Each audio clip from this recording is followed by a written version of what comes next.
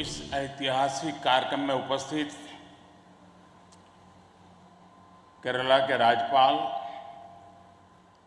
श्रीमान आरिफ मोहम्मद खान, केरल के मुख्यमंत्री श्रीमान पिनाराई विजयन जी, देश के रक्षा मंत्री श्रीमान राजनाथ सिंह जी, केंद्रीय मंत्रिमंडल के मेरे अन्य सहयोगीगण, chief of naval staff admiral R Harikumar ji, MD Cochin shipyard, सभी विशिष्ट एवं गणमान्य अतिथिगण और इस कार्यक्रम में जुड़े मेरे प्यारे देशवासियों, आज यहां केरला के समुद्री तट पर भारत का हर भारतवासी एक नए भविष्य के सूर्योदय का साक्षी बन रहा है। आईएनएस विक्रांत पर हो रहा ये आयोजन विश्व क्षितिज पर भारत के बुलंद होते हौसलों की हुंकार है। आजादी के आंदोलन में हमारे स्वतंत्रता सेनानियों ने जिस सक्षम, समर्थ और शक्तिशाली भारत का सपना देखा था, उसी एक सशक्त तस्वीर आज हम यहां देख रहे हैं। विक्रांत विशाल है, विराट है, विहंगम है। विक्रांत विशिष्ट है, विक्रांत विशेष भी है। विक्रांत केवल एक युद्धपोत नहीं है, ये 21वीं सदी के भारत के परिश्रम, प्रतिभा, प्रभाव और प्रतिबद्धता का प्रमाण है।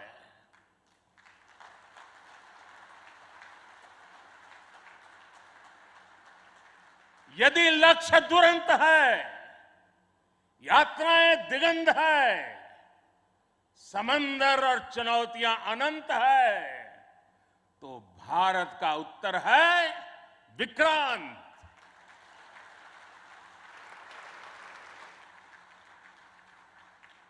आजादी के अमृत महोत्सव का अतुलनीय अमृत है विक्रांत।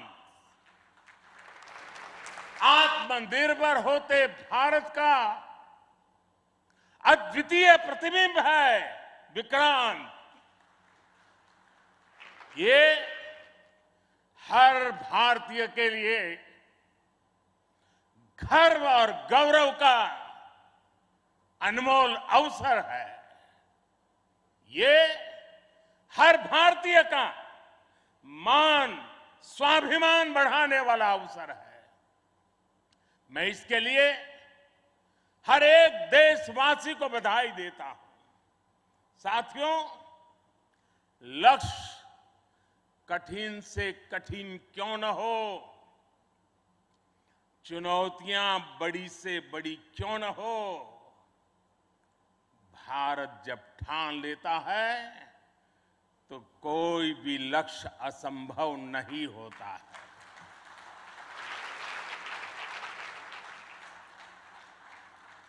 आज भारत विश्व के उन देशों में शामिल हो गया है जो स्वदेशी तकनीक से इतने विशाल एयरक्राफ्ट कैरियर का निर्माण करता है।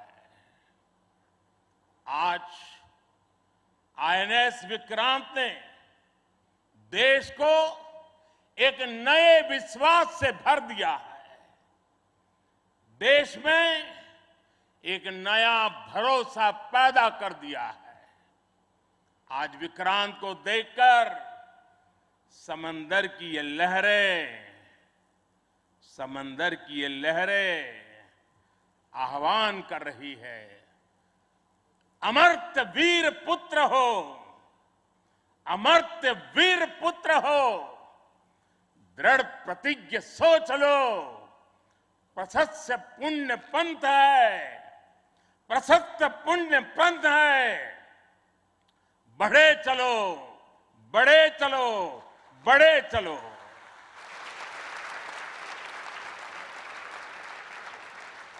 साथियों, इस ऐतिहासिक अवसर पर मैं भारतीय नौसेना का कोचिन शिपयार्ड के सभी इंजीनियर्स, वैज्ञानिकों और मेरे श्रमिक भाई बहनों का अभिनंदन करता हूं, जिन्होंने इस सपने को साकार किया है। केरला की पुण्य भूमि पर देश को ये उपलब्धि एक ऐसे समय पर मिली है जब ओणम का पवित्र पर्व भी चल रहा है। मैं सभी देशवासियों को इस अवसर पर ओणम की हार्दिक शुभकामनाएं भी देता हूं। साथियों, आईएनएस विक्रांत के हर भाग की अपनी एक खूबी है, एक ताकत है, अपनी एक विकास यात्रा भी है। ये स्वदेशी सामर्थ्य, स्वदेशी संसाधन और स्वदेशी कौशल का प्रतीक है। इसके एयरबेस में जो स्टील लगी है, वो स्टील भी स्वदेशी है। ये स्टील डीआरडीओ के वैज्ञानिकों ने विकसित किया, भारत की कंपनियों ने प्रोड्यूस किया। एक युद्धपोत से भी ज्यादा एक तैरता हुआ एयरफील्ड है, एक तैरता हुआ शहर है। इसमें जितनी बिजली पैदा होती है, उससे 5000 घरों को रोशन किया जा सकता है। इसका फ्लाइट डेक भी 2 फुटबॉल ग्राउंड के बराबर है। विक्रांत में जितने केबल्स और वायर्स इस्तेमाल हुए हैं, वो कोची से शुरू हो तो काशी तक पहुंच सकते हैं।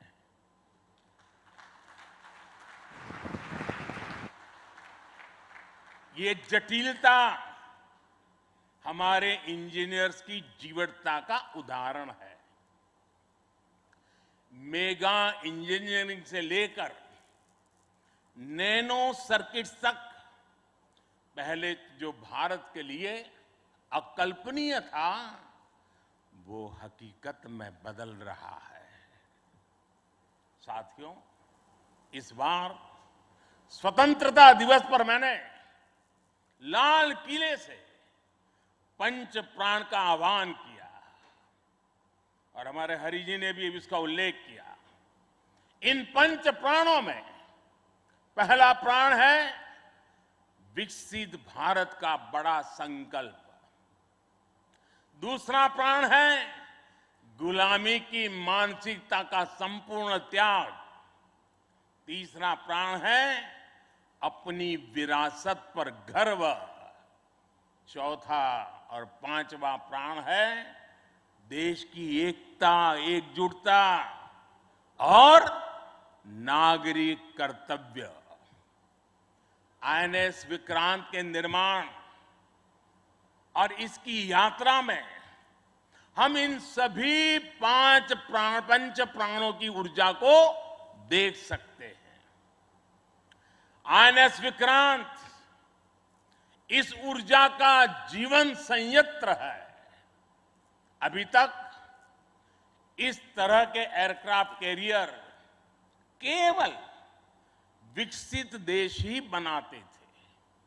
आज भारत ने इस लीग में शामिल होकर विकसित राष्ट्र की दिशा में एक और कदम बढ़ा दिया है। साथियों, जल परिवहन के क्षेत्र में भारत का बहुत गौरवमयी इतिहास रहा है। हमारी समृद्ध विरासत रही है। हमारे यहां नौकाओं और जहाजों से जुड़े श्लोकों में बताया गया है,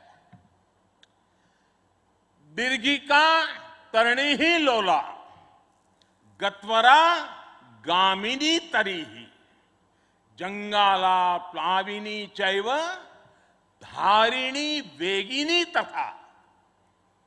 ये हमारे शास्त्रों में इतना वर्णन है। दीर्घिका तरुणी लोला गत्वरा गामिनी जंगाला प्लाविनी धारिणी वेगिनी। हमारे यहां जहाजों और नौकाओं के अलग अलग आकार और प्रकार होते थे। हमारे वेदों में भी नौकाओं, जहाजों और समुद्र से जुड़े कितने ही मंत्र आते हैं। वैदिक काल से लेकर गुप्त काल और मौर्य काल तक भारत के समुद्री सामर्थ्य का डंका पूरे विश्व में बजता था। छत्रपति वीर शिवाजी महाराज ने इस समुद्री सामर्थ्य के दम पर ऐसी नौसेना का निर्माण किया जो दुश्मनों की नींद उड़ाकर रखती थी। जब अंग्रेज भारत आए तो वो भारतीय जहाजों और उनके जरिए होने वाले व्यापार की ताकत से घबराए रहते थे। इसलिए उन्होंने भारत की समुद्री सामर्थ्य की कमर तोड़ने का फैसला लिया। इतिहास गवाह है कि कैसे उस समय ब्रिटिश संसद में कानून बनाकर भारतीय जहाजों और व्यापारियों पर कड़े प्रतिबंध लगाए दिए गए थे। भारत के पास प्रतिभा थी, अनुभव था, लेकिन हमारे लोग इस कुटिलता के लिए मानसिक रूप से तैयार नहीं थे। हम कमजोर पड़े और उसके बाद गुलामी के कालखंड में अपनी ताकत को धीरे धीरे भुला बैठे। अब आजादी के अमृत काल में भारत अपनी उस खोई हुई शक्ति को वापस ला रहा है। उस ऊर्जा को फिर से जगा रहा है। साथियों, आज 2 सितंबर 2022 की ऐतिहासिक तारीख को इतिहास बदलने वाला एक और काम हुआ है। आज भारत ने गुलामी के एक निशान, गुलामी के एक बोझ को अपने सीने से उतार दिया है। आज से भारतीय नौसेना को एक नया ध्वज मिला है। अब तक भारतीय नौसेना के ध्वज पर गुलामी की पहचान बनी हुई थी, लेकिन अब आज से छत्रपति शिवाजी महाराज से प्रेरित नौसेना का नया ध्वज समंदर और आसमान में लहराएगा।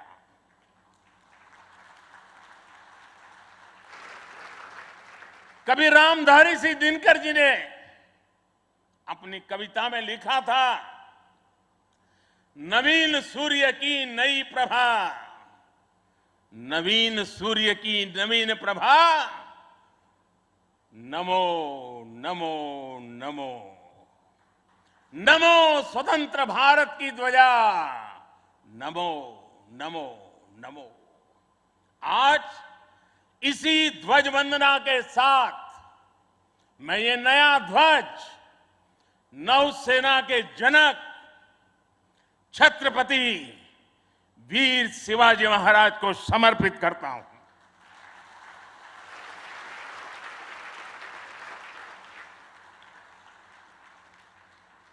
मुझे विश्वास है भारतीयता की भावना से ओतप्रोत ये नया ध्वज भारतीय नौसेना के आत्मबल और आत्मसम्मान को नई ऊर्जा देगा। साथियों, हमारी सेनाओं में किस तरह बदलाव आ रहा है, उसका एक और अहम पक्ष मैं सभी देशवासियों के सामने रखना चाहता हूं। विक्रांत जब हमारे समुद्री क्षेत्र की सुरक्षा के लिए उतरेगा तो उस पर नौसेना की अनेक महिला सैनिक भी तैनात रहेगी।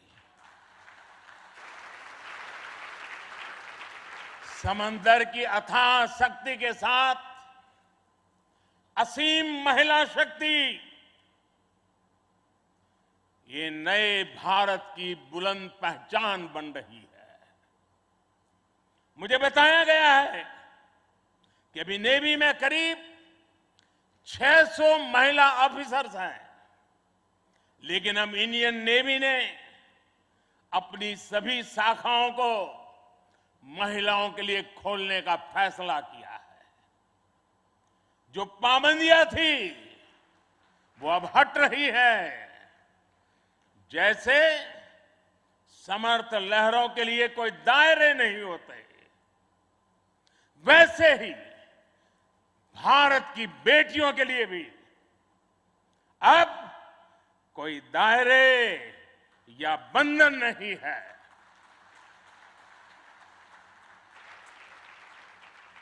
अभी 1-2 साल पहले विमेन ऑफिसर्स ने तारिणी बोट से पूरी पृथ्वी की परिक्रमा की थी। आने वाले समय में ऐसे पराक्रम के लिए कितनी ही बेटियां आगे आएगी, दुनिया को अपनी शक्ति से परिचित करवाएगी। नेवी की तरह ही तीनों सशस्त्र सेनाओं में युद्धक भूमिकाओं में महिलाओं को शामिल किया जा रहा है। उनके लिए नई जिम्मेदारियों के रास्ते खोले जा रहे हैं।